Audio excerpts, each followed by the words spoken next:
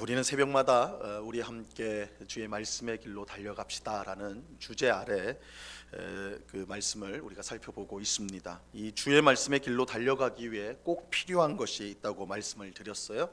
첫째는 주께서 우리의 마음을 넓혀 주시는 것입니다. 둘째는 기도라고 그랬고, 셋째는 예배라고 그랬습니다. 그리고 어제는 넷째와 다섯째를 우리가 살펴보았는데, 내가 누구인가?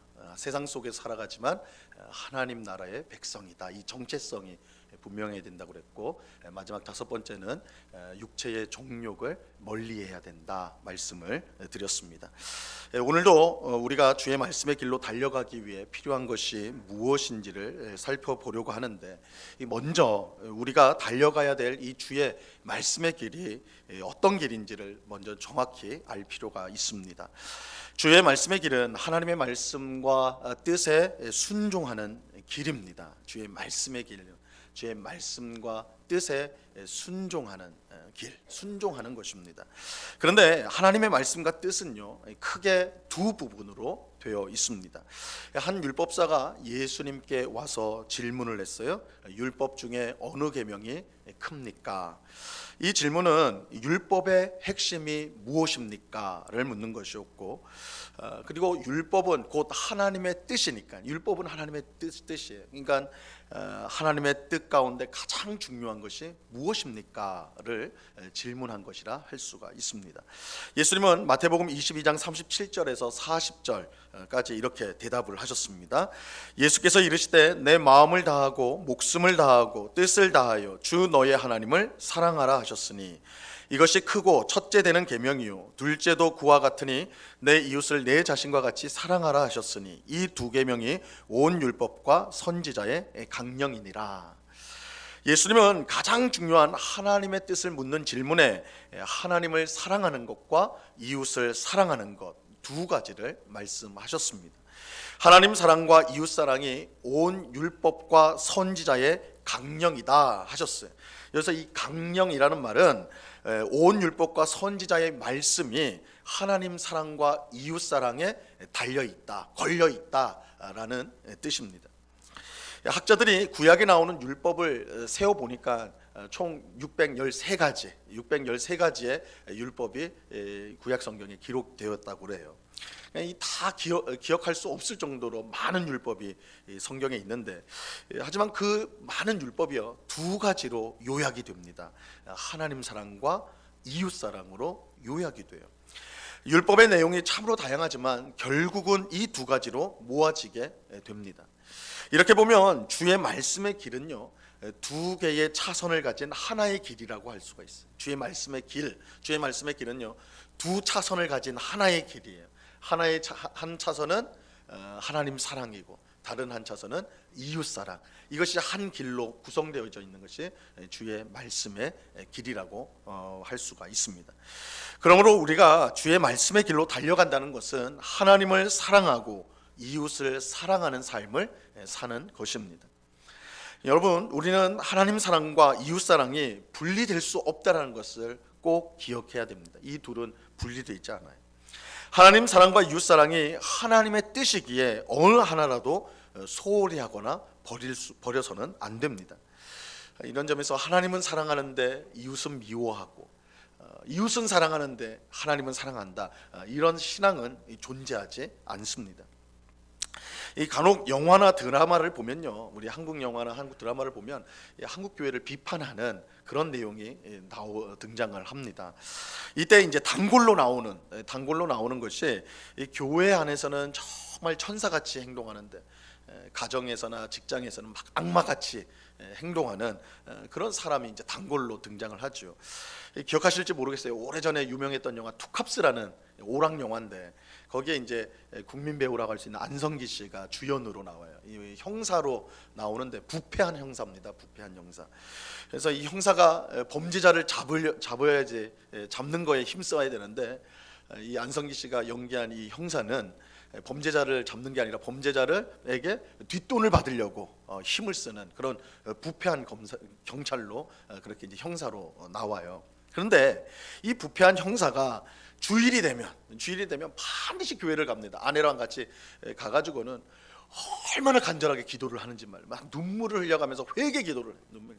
나를 용서해 달라고 막 기도를 해. 그리고 예배당 나가서는 또 곧바로 범죄자한테 뒷돈 받는 거예요. 이게 이제 반복되는 것을 영화에서 보여줘요.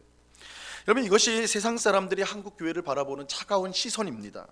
세상 사람들 눈에 한국 교회 성도는 하나님은 제대로 사랑할지 몰라도 이웃을 사랑하는 데는 빵점이라는 거예요. 빵점. 그래서 작년에 조사한 통계에 따르면 이제 한국 교회 이제 종교에 대한 이제 통계를 냈는데, 우리나라 사람 중에 기독교에 호감을 갖고 있는 사람, 그러니까 기독교가 좋다라고 생각하는 사람은 25%라고 그래요. 25%. 전체 인구에. 그러니까 이제 25% 정도의 인구가 기독교에 대한 호감인데, 이건 네 사람이 모이면 한 명꼴인 거예요. 한 명. 그러니까 네 사람이 모여서 얘기를 나눠요. 그러면 그 중에 세 명은 기독교를 싫어하는 사람. 기독교를 싫어하는 사람.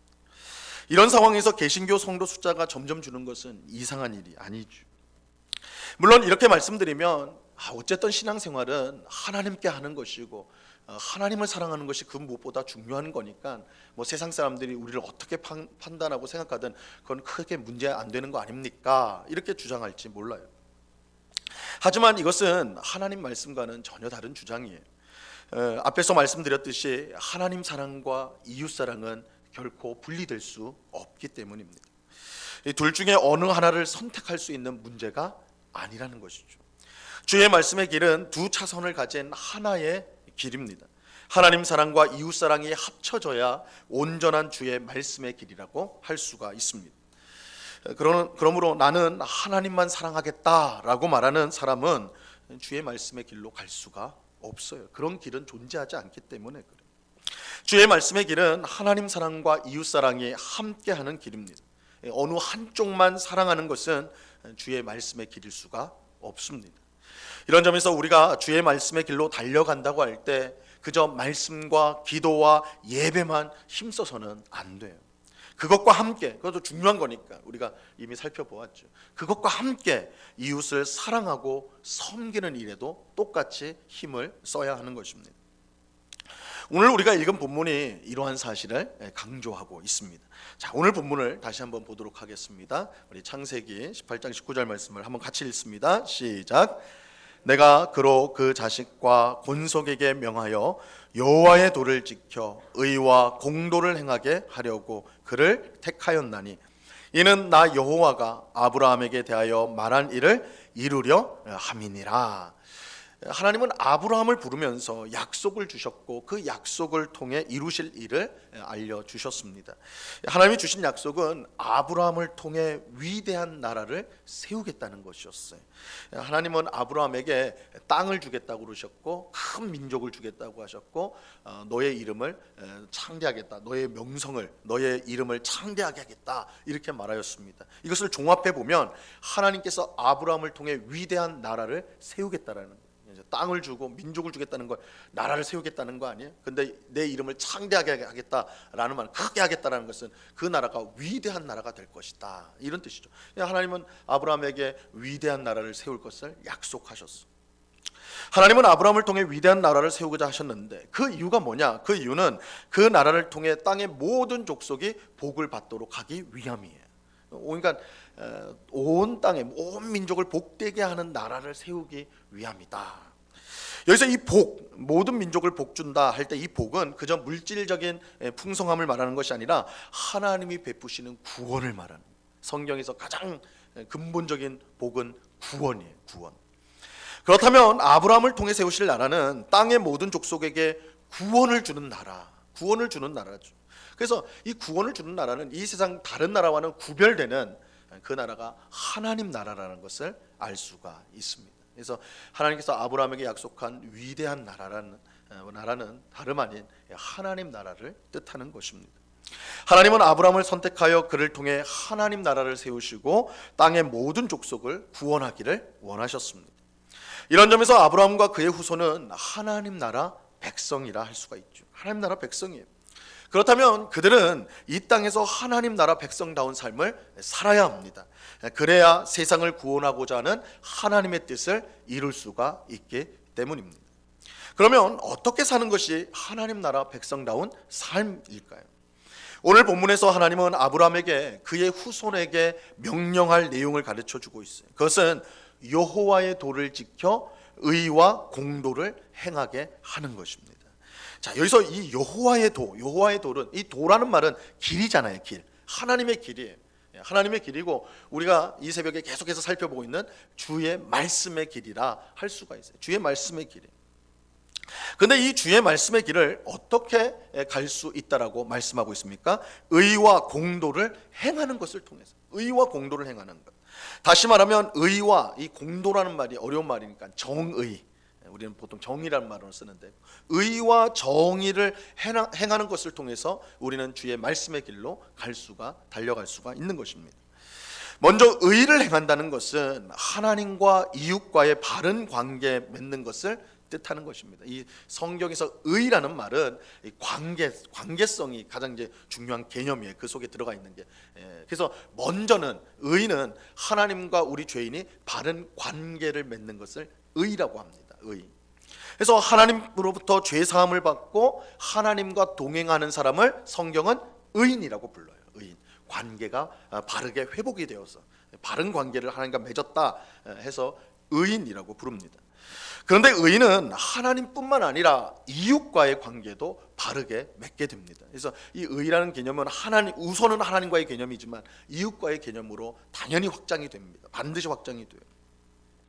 예수님의 아버지인 요셉은 마리아가 임신했을 때, 약혼한 마리아가 임신했을 때 이 성령으로 잉태된지를 몰랐죠. 처음에는 성령으로 잉태된지를 모르고 부정을 저질렀다, 그렇게 생각을 했습니다.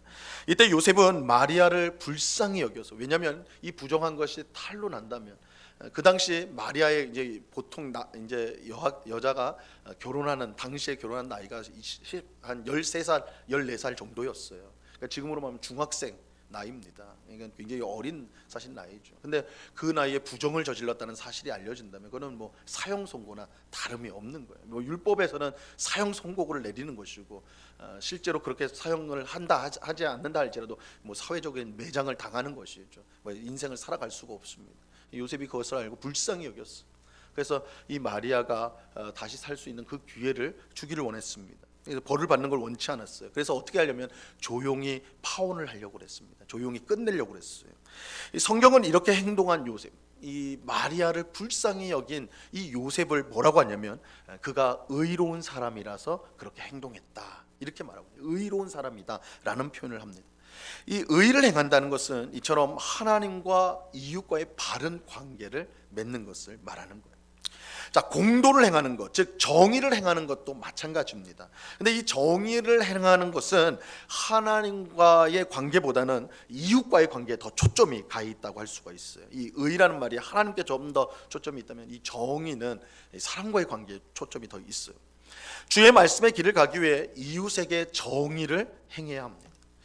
정의를 행한다는 것이 무엇을 뜻하는지, 사실은 정의롭게 살아야 된다, 우리가 말은 많이 하지만 그게 구체적으로 무슨 삶이냐, 어떻게 사는 거냐, 우리가 이제 불명확해요. 근데 율법을 대표하는 10계명을 통해서 우리는 이웃에게 정의롭게 행한다는 것이 무엇인지를 배울 수가 있습니다.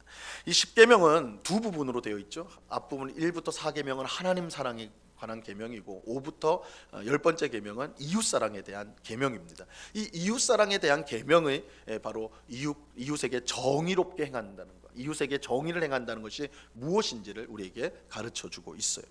먼저 부모를 공경하는 거예요. 부모를 공경하는 것. 이것은 단순히 부모를 공경하는 것에서 그치지 않고 윗사람을 공경하고 아랫사람을 존중하는 것을 포함하는 것입니다. 그래서 우리가 정의롭게 행하는 게 뭐냐? 부모를 공경하고 윗사람을 공경하고 아랫사람을 존중하는 것, 이게 정의를 행하는 것입니다. 이웃을 살인하지 않는 것입니다. 이것은 이웃의 안전을 지키고 보호해 주는 것까지 포함하는 것, 이게 정의롭게 행하는 것. 간음하지 않는 것입니다. 여기에는 자신의 순결뿐만 아니라 이웃의 순결을 지켜주는 것까지 포함하는 것입니다. 이웃의 것을 도둑질하지 않는 것입니다. 이것은 다른 사람의 소유를 지켜주고 다른 사람이 번창할 수 있도록 돕는 것을 포함하는 것입니다. 이웃에 대하여 거짓 증거를 하지 않는 것입니다. 이것은 이웃에게 항상 진실을 말해야 하는 것과 이웃의 명예를 지켜주는 것을 포함합니다. 마지막으로 이웃의 모든 소유를 탐내지 않는 것입니다. 이것은 자족의 마음을 가질 뿐만 아니라 이웃이 잘 되기를 바라는 마음을 가지는 것을 포함하는 것입니다. 이것이 십계명이 가르치는 이웃에게 정의를 행하는 거예요. 이웃에게 정의를 행하는 거예요. 그런데 이 모든 일은요, 이 모든 우리가 이제 계명들을 통해서 살펴본 이 모든 일들은, 이 구체적인 일들은 우리가 이웃을 사랑할 때에만이 행할 수 있는, 이웃을 사랑할 때만, 사랑하는 마음 없이는 이 계명을 지킬 수가 없습니다. 그래서 우리가 문자적으로 이웃을 죽이지 않을 수는 있어요. 살인하지 말라. 근데 그 계명 안에는 뭐가 포함이 되어 있어요? 이웃의 안전을 지켜주고 보호하는 것이 포함되어 있단 말이에요. 이것은 이웃을 사랑하는 마음이 없이는 그까지 나갈 수가 없는 거예요. 그렇죠? 우리가 문자적인 딱 그 계명 자체는 간음하지 말라, 간음하지 않을 수는 있어요. 그렇죠? 그러나 이웃의 순결을 지켜주는 행위까지는 나가지 못한다고. 이웃을 사랑하는 마음이 없이는. 그래서 이웃을 사랑하는 마음이 있을 때에만이 이 모든 계명의 참등까지 다 이룰 수가 있는 것이고, 이 정의를 행할 수가 있는 것입니다. 결국 이웃에게 정의를 행하는 것은 이웃을 사랑하는 것과 다르지 않습니다. 이웃을 사랑하는 것이 곧 이웃에게 정의를 행하는 것이고, 그럴 때 우리는 주의 말씀의 길로 달려갈 수가 있는 것입니다. 여러분, 올해 우리가 함께 주의 말씀의 길로 달려가기를 바라는데, 이것은 단순히 예배당 안에서 이루어지는 일이 아니에요. 말씀과 기도와 예배만 잘 드린다고 해서 우리가 주의 말씀의 길로 달려갈 수 있는 것이 아닙니다. 우리가 주의 말씀의 길로 달려가려면 반드시 이웃에게 의와 정의를 행해야 됩니다. 이웃과의 바른 관계를 맺어야 되고, 그들을 사랑함으로 정의를 행해야 된다는 거예요. 이웃을 사랑해야 돼요. 이웃 사랑 없이 주의 말씀의 길로 달려갈 수가 없습니다. 다시 말씀드리지만 하나님 사랑과 이웃 사랑은 분리될 수가 없어요. 이건 떨어질 수가 없어요. 주의 말씀의 길은 하나님 사랑과 이웃 사랑, 이 두 차선이 하나 된 길이에요. 여러분 머릿속에 이 그림을 갖고 계셔야 돼요. 우리가 달려가는 이 주의 말씀의 길은 이 차선이에요. 하나님 사랑과 이웃 사랑, 이것이 하나가 된 길이 우리가 달려가야 되는 주의 말씀의 길인 것입니다. 어느 한쪽 차선이 없는 길은 주의 말씀의 길이 아닙니다. 그렇게 우리는 하나님을 사랑하기 위해 힘쓸 뿐만 아니라 이웃을 사랑하는 일에도 동일하게 힘을 써야 합니다. 최선을 다해야 돼요. 혹 관계가 소원하거나 미워하는 이웃이 있다면 성령께서 우리에게 알려주시거든요. 불편한 마음을 주시거든요. 그렇다면 우리는 사랑의 마음으로 먼저 화해를 요청해야 됩니다. 화해하셔야 돼요. 주변에 나의 도움이 필요한 이웃을 보면 사랑의 마음으로 도울 수 있어야 돼요. 도와야 돼요. 다툼이 있는 곳에 평화의 도구가 되어야 돼요. 다툼이 있는 곳에 불을 질러버리는 성도가 있어요. 말을 막 덧붙여가지고 그러면 안 돼요. 화해의 도구, 평화의 도구로 쓰임 받아야 돼요. 고통받는 이웃을 위해 기도하고 그들의 구원을 위해 힘써야 돼요. 우는 사람들과 함께 울고 즐거워하는 사람들과 함께 즐거워할 수 있어야 돼요. 우는 사람들 보면서 고소해야 하고 즐거워하는 사람 보고 배 아파하는 것 성도가 아니에요.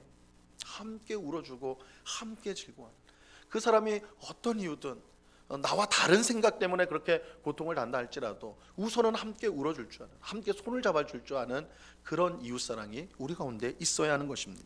이것이 주의 말씀의 길로 달려가는 것입니다. 오늘 기도하는 우리 모두가 이웃에게 의와 정의를 행할 수 있기를 간절히 바랍니다. 우리는 말씀, 기도, 예배, 그죠? 우리가 누구인지의 정체성, 그리고 육체의 정욕을 멀리하는 것, 주의 말씀의 길로 가기 위해서는 이게 반드시 필요해요. 근데 이거는 하나님을 향한 한 차선이란 말이에요. 다른 한 차선이 있어요. 그것은 이웃을 향해 의와 정의를 행하는 것입니다. 우리가 주의 말씀의 길로 가기 위해서 반드시 이것이 필요합니다. 우리가 이웃을 사랑해야 됩니다. 물론 우리의 사랑은 너무나 보잘것없고 연약합니다. 주께서 우리에게 풍성한 사랑을 베풀어 주실 때 그 사랑으로 사랑할 수밖에 없는 거예요. 그래서 우리가 이 새벽에 강구해야 될 것이 주의 사랑을 부어주셔서 그 사랑으로 이웃을 사랑하게 해달라고, 나와 관계가 소원한 사람들과 다시 화해하게 해달라고, 내 주변에 어려운 사람들을 적극적으로 도울 수 있는 우리가 되게 해달라고, 정말 정의를 행하는, 그래서 이 땅에 우리 그리스도인들로 인해서 이 세상 사람들이 이 땅이 정의로워진다라는 고백이 나올 수 있는 그런 복된 일들, 우리가 그것을 소망하면서 우리는 오늘도 이 의와 정의를 행하는 주의 말씀의 길을 우리는 부지런히 달려가야 하는 것입니다.